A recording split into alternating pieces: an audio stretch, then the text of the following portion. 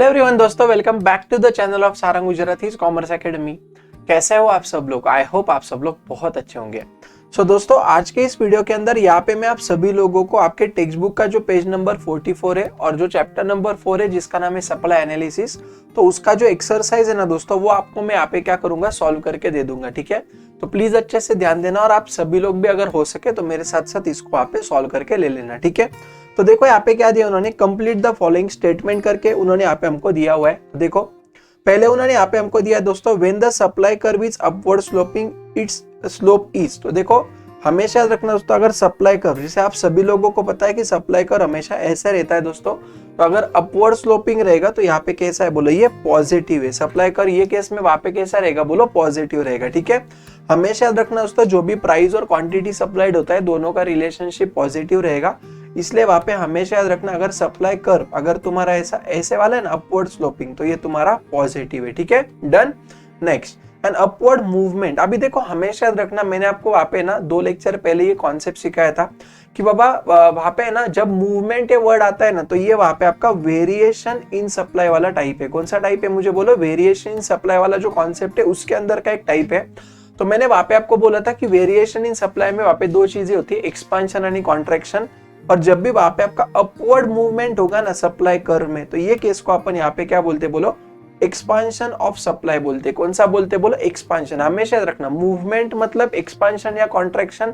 अगर upward movement रहेगा तो एक्सपांशन, डाउनवर्ड मूवमेंट रहेगा तो कॉन्ट्रैक्शन। ठीक है, आगे शिफ्ट। देखो आगे उन्होंने क्या बोला है, राइटवर्ड शिफ्ट। शिफ्ट मतलब क्या, मुझे यहाँ पे बोलो चेंजेस इन सप्लाई वाला कॉन्सेप्ट है। ठीक है, समझा मैंने क्या बोला? देखो जैसे ये आपका मान लो ग्राफ है, ये आपका मान लो यहाँ पे सप्लाई कर्व है और यहाँ पे सप्लाई कर्व आपका राइटवर्ड है, मतलब आगे जा रहा है। ठीक है, तो इसको अपन यहाँ पे बोलते हैं इंक्रीज इन सप्लाई। मैं वापस बोल रहा हूँ, आप सभी लोगों को variation in supply and changes in supply वाला जो एक इंपॉर्टेंट कॉन्सेप्ट था, वो आप लोगों को वहां पे देखना बहुत ज्यादा जरूरी है, क्योंकि उसके अंदर ये सारी चीजें वहां पे लिखी हुई है। ठीक है, चलो आगे देखो क्या बोल रहा है, other factor remaining constant when the less quantity supplied only due to fall in the price it shows.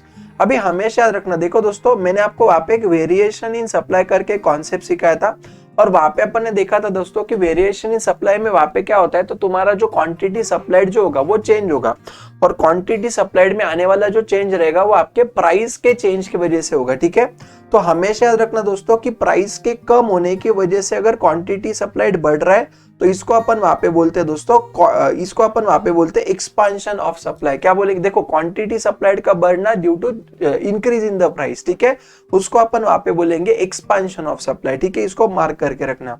आगे, net addition made to the total revenue by selling extra unit. ठीक है ना, तो देखो दोस्तों पहली बात तो यहाँ पे वो एडिशनल बोल रहा है, मतलब मार्जिनल वाला कॉन्सेप्ट है, समझा।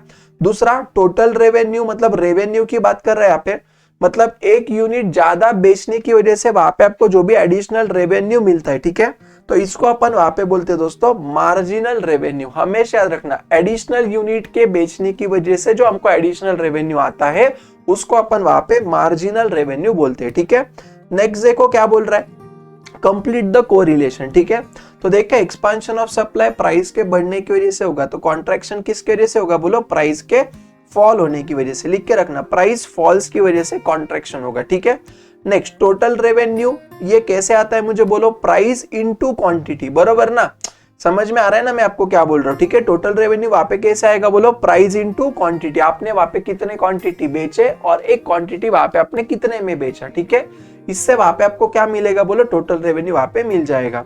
आगे, total cost TFC plus TVC, तो एवरेज कॉस्ट तो वहां पे लिख के रखना, ये कैसा आएगा आपका, total cost upon total quantity. ठीक है, जितनी भी चीजें देखो, ये आपको ऑलरेडी मैंने मेरे वीडियोस के अंदर बोला हुआ है।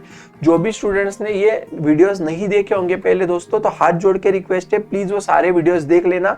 ये एक्सरसाइज है, बहुत आसान है। ठीक है, फिर आपको ये बहुत आसान लगने लगेगा। ओके, नेक्स्ट देखो क्या दिया, डिमांड कर्व। ये कैसा रहता है बोलो, वहां पे हमेशा डिमांड कर्व अगर आप देखोगे दोस्तों तो लेफ्ट टू राइट देखो ना, ये कुछ इस तरीके से, ये आपका मान लो ग्राफ है, और डिमांड कर्व आपका हमेशा कैसे रहता है बोले, ऐसे डाउनवर्ड स्लोप रहता है। ठीक है, तो ये आपका हमेशा कैसे रहेगा बोलो, डाउनवर्ड रहता है डिमांड कर्व, सप्लाई इसके उल्टा रहता है, ये अपवर्ड रहता है। समझा ना मैंने क्या बोला? ऐसा ऐसा क्यों होता है रे?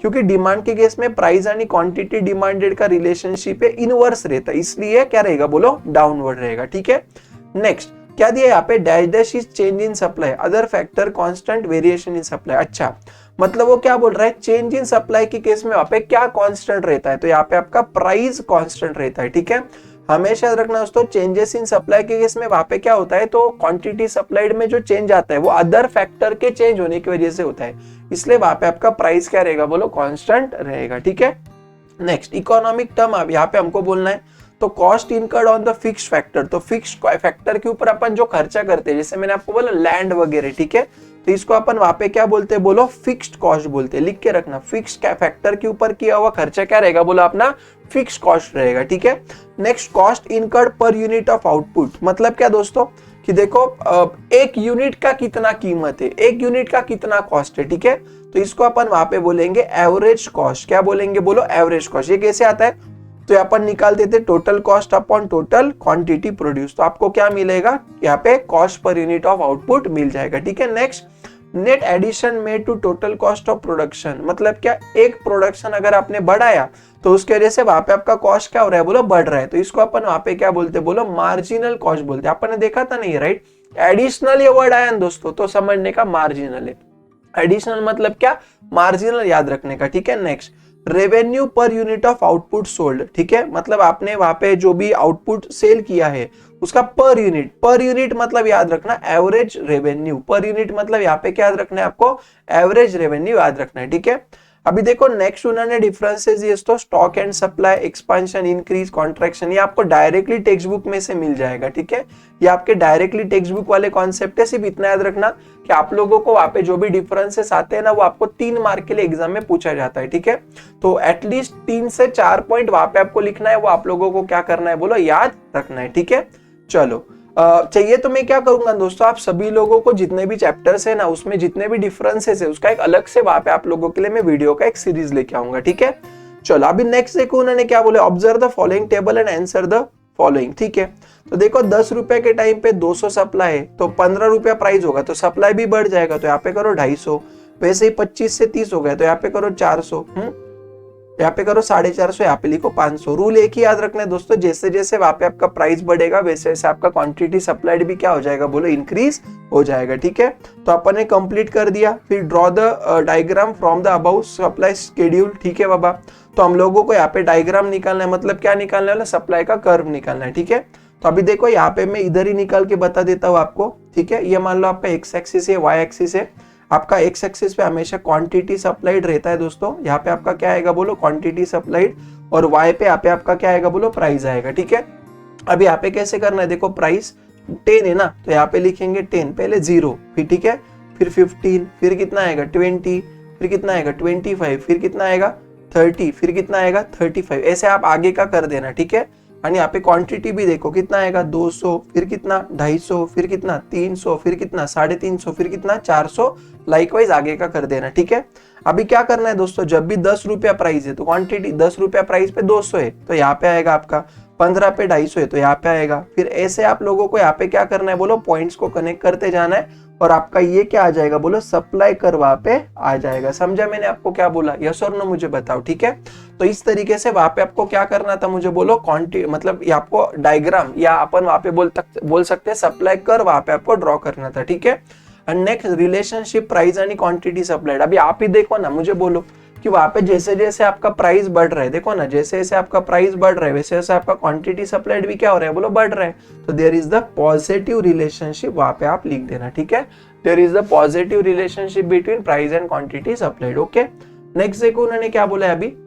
अच्छा, अभी यहाँ पे हमको फिल इन द ब्लैंक्स करना है। ठीक है, तो देखो ना यहाँ पे x प्लस 20 प्लस 45, तो 100 माइनस क्या करो आप 20 80, फिर ये काम करो 100 में से ना ये 65 माइनस कर दो, तो यहाँ पे आपका कितना आएगा, बोलो 35 आएगा। ठीक है, फिल इन द ब्लैंक्स है, नॉर्मल क्वेश्चन है, तो यहाँ पे देखो अभी इसका टोटल लेना है आपको, मार्केट सप्लाई मतलब total supply by the all the sellers in the market. ठीक है ना, तो कैसे करना है, 37 प्लस 30 67, 67 प्लस 45। ठीक है, 67 प्लस 45 यहाँ पे मेरा आएगा 112। ठीक है, नेक्स्ट देखो 135, अच्छा ये टोटल है, तो आप क्या करो 135 में से 40 यानी ये माइनस कर दो। ठीक है, 135 माइनस 40 माइनस 55, यहाँ पे मेरा कितना आएगा, बोलो 40 आ जाएगा बैलेंसिंग फिगर। ठीक है ना, वैसे यहाँ पे करना है 154 माइनस ये 44 माइनस 50, 154 माइनस 44 माइनस 50, ये मेरा यहाँ पे कितना आएगा बोलो 60 आ जाएगा। टाइम पास चीज थी, कुछ नहीं था उसमें, ठीक है।